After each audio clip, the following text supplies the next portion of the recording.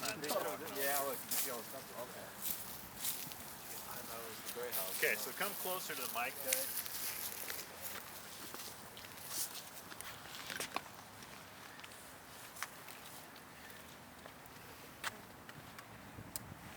Hank, let's let John get the mic up there. Yeah. That's this way. I look super nervous. Why are you super nervous? You guys have a speech repair? No. I'm hoping I just can spell my name right.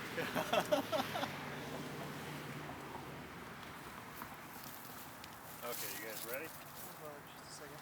Make sure the sun's coming through.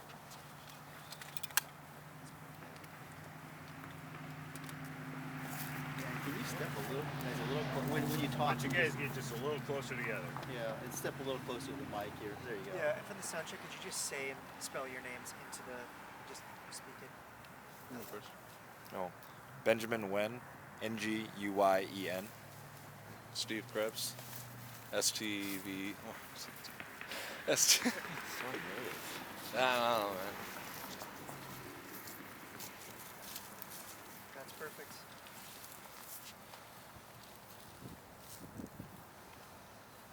You guys ready? All right, yeah. If Yeah, you guys are ready, go ahead and fire Steve, away. can you just start off and tell us what you were doing about 3:45? It's making it pass through the state parking lots over here. I observed smoke coming from the east and proceeded to try to trace where it was coming from. Went on the back block over here behind us, and I observed smoke coming out of the soffits of a house and try to make contact with anybody inside. Then what did you do? Immediately, of course, called dispatch, let everybody know, and then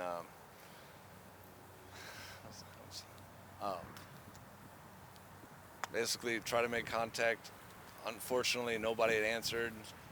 Seeing as much smoke as I was seeing coming out of every area of the home, I decided to breach the house. And the trooper Nguyen showed up, and we both entered the home to try to rescue anybody inside. Did you have any training for that? I mean, is this something you're prepared to do, or did you just No, rush in? we're definitely not trained for it. It was definitely a first timer. And Ben, when you heard it on the scan, or you heard it on the radio, or did Steve call you? Or? Yeah, so Steve and I were just finishing up a call just down the street here, and I was headed eastbound on Highway 2 or Old Highway 2 here, and he called me directly on my cell phone, and so I came back, lights and sirens, to help him out. What did you guys? I mean, was there any hesitation to you guys? I mean, at all? I don't think there was. No. What was going through your head when you aren't prepared to do something like that? You aren't trained to do something like this.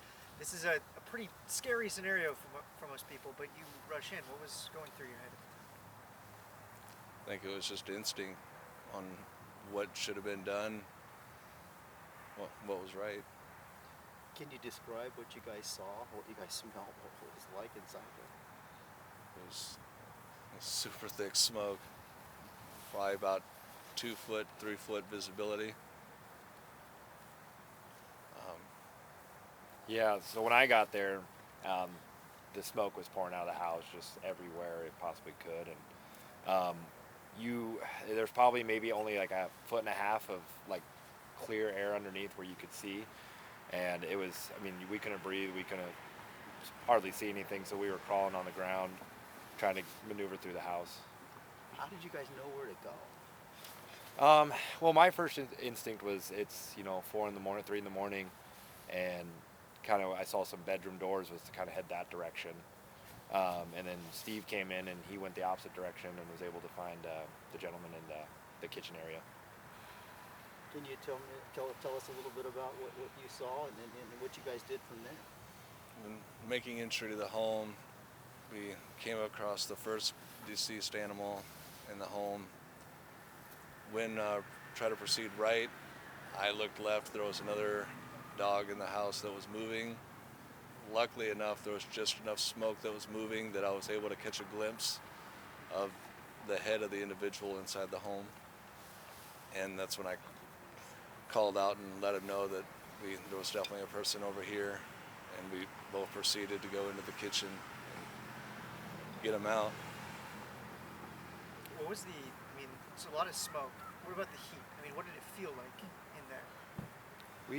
We talked afterwards, and we kind of just debriefed about what happened, and Steve or I couldn't remember seeing any flames or really even feeling too much heat at all. But they said that it was a fire and it was burning, but it was a little bit smaller. I'm not 100% sure there, but. So your primary enemy there was the smoke. It wasn't heat, active flames that you were jumping out at you. No, not that we saw. No. And then what'd you do with were you able to talk to the guy at all? Was he at all awake or anything like that? He was unconscious. He was breathing and he had a pulse when we brought him outside of the home. It's like, and shortly after we brought him out, LFR responded, and then they took over assessing the individual.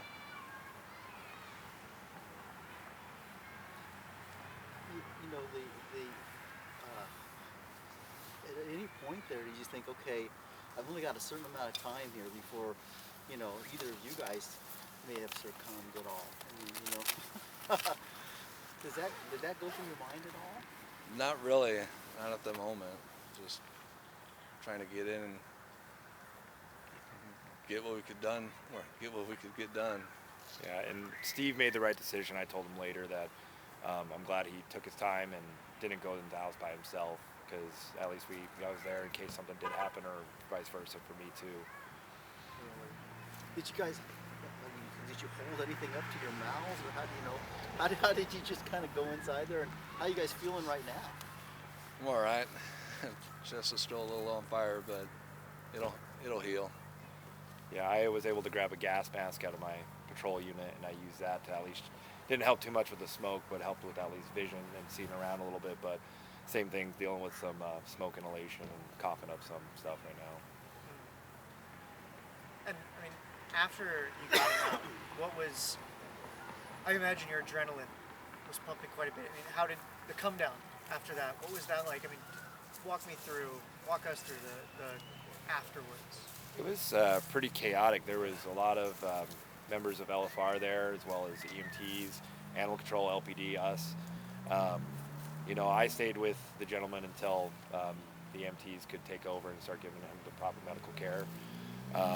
Steve started notifying, his superiors as well as their dispatch and stuff like that. And yeah, there was a lot to do. So we just try to do things and keep our hands busy and be helpful. The fire people are calling your actions heroic. Do you feel like heroes?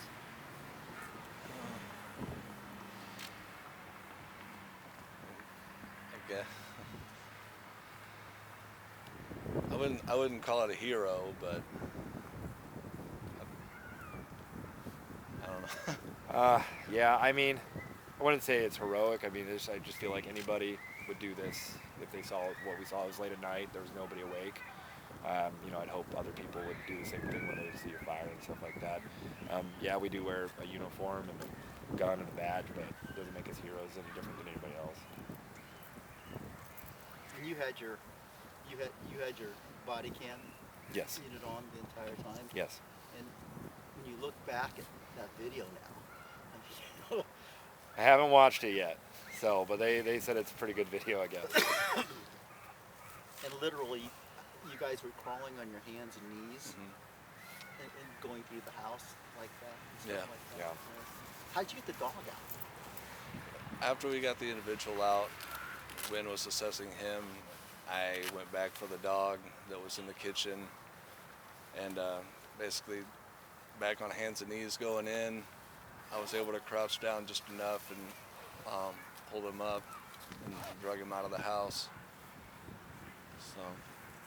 Any idea of the guy, the fire people said that, it started in the stove, maybe some unattended cooking. Any idea of what the guy might have been doing or anything like that, or the dog? Did the dog come and try to be next to his master or something like that? I would think it was definitely a man's best friend, doing what he could. He knew he was in trouble. And have you been able to process all this yet, Steve? You know, about, you know, truly what you guys had done. I've had a lot of talks with a lot of people, so it's been a process all day. Thank you guys so much. Thank you. Good job. Anything else? Now, how old are you, Steve? How old am I? Yeah. 35. 35. And Ben, how old are you? 31. 31. How long have you guys been with your respective forces? I've been with the State Patrol Capitol Security Division for just coming on 2 years in January. And then I've been with the State Patrol for 5-6 years now. Have you guys ever done anything like this before? No, I mean the closest thing I had was maybe a car fire or something on the interstate, but nothing like this.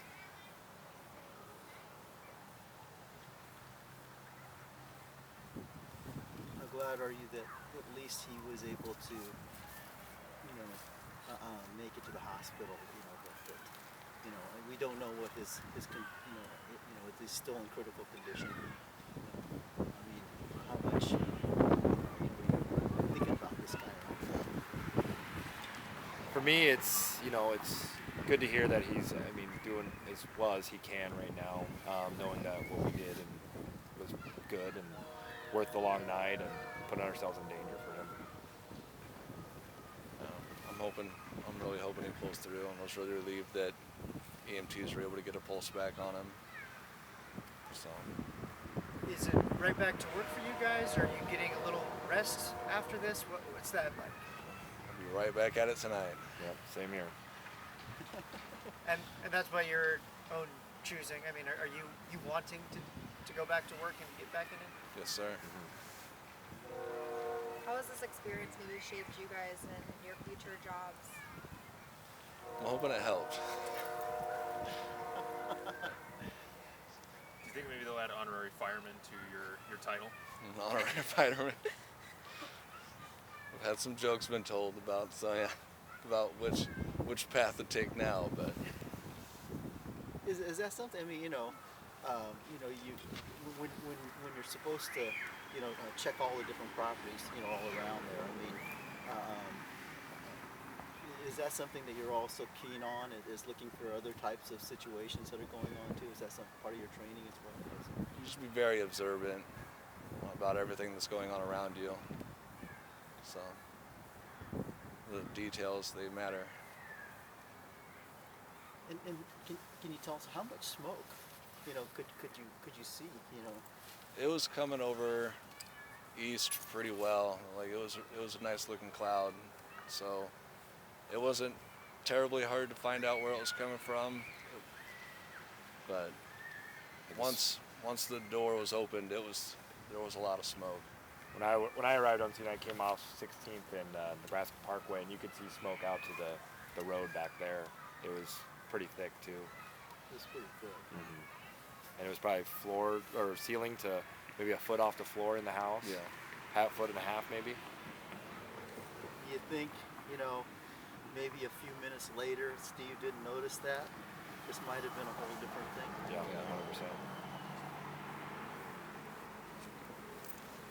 Thank you, guys. Thank Alright, you. Good. Thanks, guys. All right. Hey, man. Why are you so nervous? I don't know, man.